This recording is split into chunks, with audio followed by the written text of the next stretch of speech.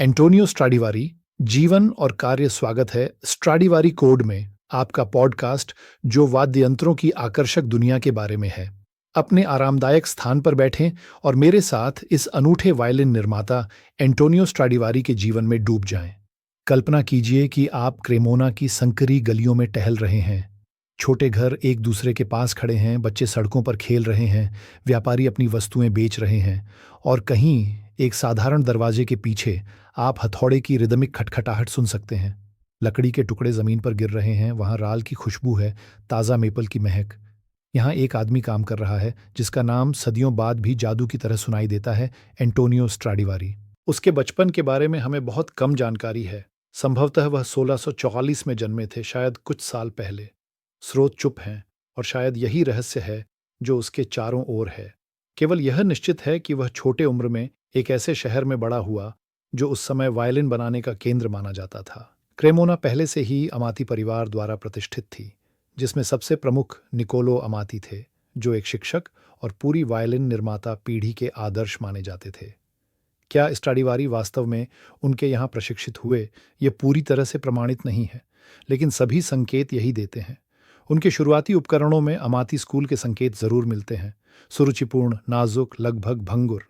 लेकिन स्ट्राडिवारी कोई ऐसा व्यक्ति नहीं था जो परंपरा पर खड़ा रहता। जल्द ही उसने रूपों में बदलाव किया, रेखाओं को बड़ा किया, अधिक वॉल्यूम की खोज की, ऐसी आवाज की तलाश की जो न केवल कोमल और मधुर हो, बल्कि शक्तिशाली और गूंजने वाली भी हो। कदम दर कदम उसने अपनी खुद की हस्ताक्षर विकसित की और क्रेमोना में एक अमर नाम बनाया। स्ट्राडिवारी ने 2 बार शादी की। अपनी पहली पत्नी फ्रांसिस्का फेराबोस्की के साथ उसके कई बच्चे थे। उनकी मृत्यु के बाद उसने फिर से शादी की, इस बार एंटोनिया जाम्बेली से। उसकी कार्यशाला केवल कला का स्थान नहीं थी, बल्कि एक जीवंत पारिवारिक घर भी थी।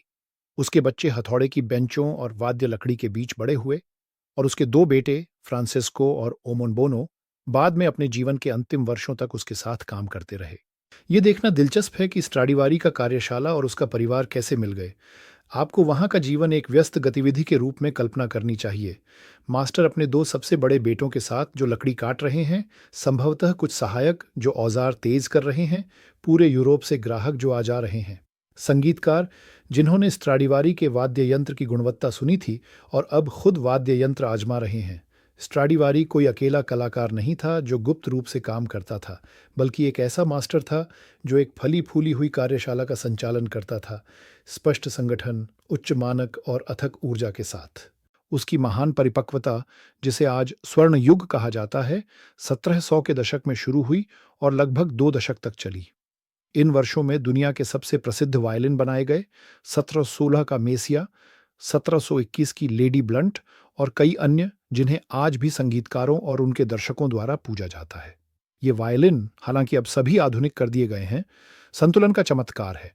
ये गर्माहट और शक्ति, चमक और गहराई का मेल है। विभिन्न पीढ़ियों के कलाकार कहते हैं कि उन्हें ऐसा लगता है कि ये वायलिन अपने आप गाते हैं, कि ये केवल उपकरण नहीं है, बल्कि जीवंत आवाज जैसी है। लेकिन स्ट्राडिवारी ने केवल वायलिन ही नहीं बनाए। उनके कार्यशाला से ब्रोश, सेलो, लाउटें और कुछ गिटार भी निकले। कुल मिलाकर ये लगभग 1100 से अधिक उपकरण होंगे, जिनमें से आज भी लगभग 650 अस्तित्व में हैं। इतनी अधिक संख्या में बचने का कारण उनके कौशल की गुणवत्ता और इस बात का संकेत है कि उन्होंने हर एक टुकड़े का ध्यानपूर्वक ध्यान रखा। इन उपकरणों के मालिक हमेशा यह जानते थे कि उनके पास कुछ मूल्यवान है और इसलिए वे अपने खजाने का विशेष ध्यान रखते थे। एक्रोनिम। स्ट्राडिवारी एक अत्यंत गतिशील समय में रहते थे। उत्तर इटली लगातार सत्ता परिवर्तन, युद्धों और महामारी जैसे भयंकर रोगों से प्रभावित था, जो शहरों को घेर लेते थे, और फिर भी उन्होंने अपने काम में अडिग रहे। शायद यही स्थिरता थी जिसने उनके जीवन को आकार दिया। जबकि उनके चारों ओर दुनिया बार बार बदल रही थी, वे अपने वाद्ययंत्रों का निर्माण निरंतर करते रहे, टुकड़ा टुकड़ा, उपकरण उपकरण, दशकों तक। उनकी सृजनात्मक गुणवत्ता की निरंतरता अविश्वसनीय और आकर्षक है। आने वाली पीढ़ियों के वाद्य यंत्र निर्माता उन्हें हमेशा एक आदर्श के रूप में याद करते हैं और आज भी करते हैं। एक्रोनिम। उसने खुद एक असामान्य लंबा जीवन जिया।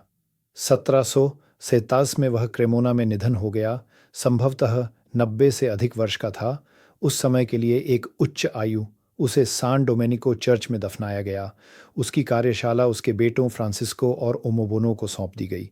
लेकिन भले ही वे कुशल प्रशिक्षित वायलिन निर्माता थे, उन्होंने कभी भी अपने पिता की महानता को नहीं पहुंच सके। जैसे ही पिता की निगाहें बुझ गईं, उनके बेटों के काम की गुणवत्ता भी कम होने लगी। ऐसा लग रहा था जैसे उनके साथ एक युग का अंत हो गया। आज, उसकी मृत्यु के लगभग 300 साल बाद, उसके उपकरण अभी भी संगीत दुनिया के केंद्र में हैं। वे न केवल अत्यंत वांछनीय सांस्कृतिक वस्तुएं हैं, क्रेमोना में सबसे सफल वायलिन निर्माण युग के साक्ष्य हैं, यूरोपीय शिल्पकला की अनूठी मूर्तियां हैं, बल्कि सबसे महत्वपूर्ण बात यह है कि वे उत्कृष्ट संगीतकारों के जीवंत साथी हैं। दुनिया के महान कॉन्सर्ट हॉल से लेकर सबसे प्रसिद्ध रिकॉर्डिंग स्टूडियो तक, जब एक स्ट्राडिवारी बजती है, तो कुछ ऐसा सुनाई देता है जिसे शब्दों में व्यक्त करना कठिन है। ऐसा लगता है जैसे इन वायलिनों में उसकी आत्मा का एक हिस्सा जीवित रहता है। और शायद यही स्ट्रेडिवारी की सबसे बड़ी विरासत है।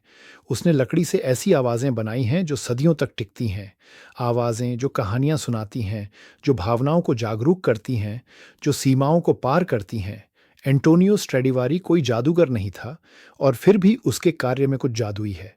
वह एक इंसान था, मांस और खून का, परिवार, चिंता और कर्तव्य के साथ। लेकिन वह एक मजबूत दृष्टा भी था, जो हर लकड़ी के टुकड़े में जो वह संसाधित करता था, अनंत की ध्वनि सुनता था। जब हम आज क्रेमोना से गुजरते हैं, उसके पहले घर के पास से गुजरते हैं जो अभी भी खड़ा है, या म्यूजियम डेल वियोलिनो में एंटोनियो के उपकरणों और वहाँ प्रदर्शित कई वाद्य यंत्रों को देखते हैं, तो हम उसकी भव्य आभा की हल्की झलक महसूस करते हैं। और जब किसी संगीत समारोह में स्ट्रेडिवारी सुनी जाती है, तो हमें पता चलता है कि यहाँ केवल एक वाद्य यंत्र नहीं बज रहा है, यहाँ एक जीवन बज रहा है। एंटोनियो स्ट्रेडिवारी का जीवन, वह व्यक्ति जिसने लकड़ी को गाने पर मजबूर किया। धन्यवाद कि आपने फिर से स्ट्राडिवारी कोड में रुचि दिखाई।